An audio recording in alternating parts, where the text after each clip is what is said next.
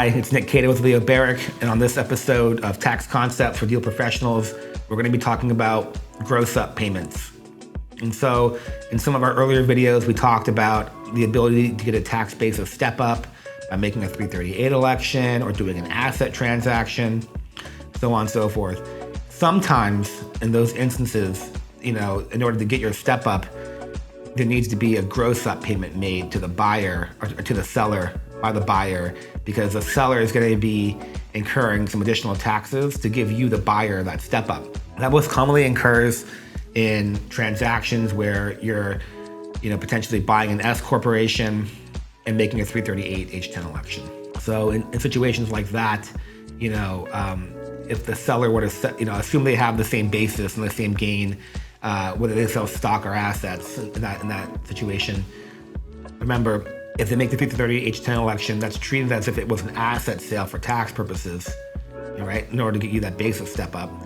And so that means that there could be depreciation recapture on the PP&E.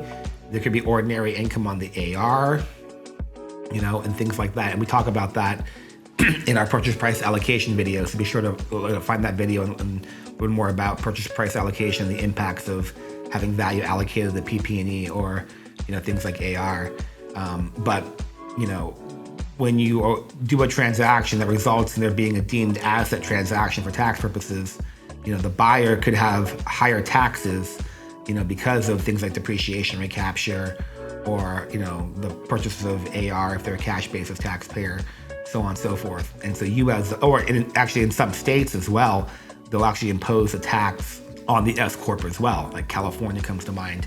They impose a 1.5% tax on S corporations. And so the seller, in order to give you, the buyer, that StepUp, if it makes that election, the 338 election, it could incur these additional taxes.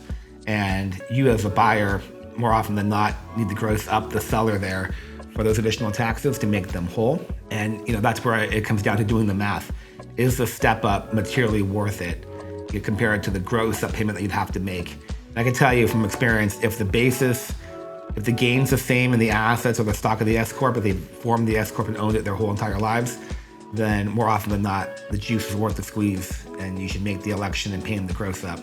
But that's just a concept that I think is often overlooked in transactions and needs to be hashed out earlier on in the deal. Like, look, what are we buying? Are we getting a StepUp? What's the value of that StepUp? And do you think the buyer would require some sort of GrossUp payment, if we were to do that transaction? And so that's just an important concept to keep in mind as you're negotiating transactions.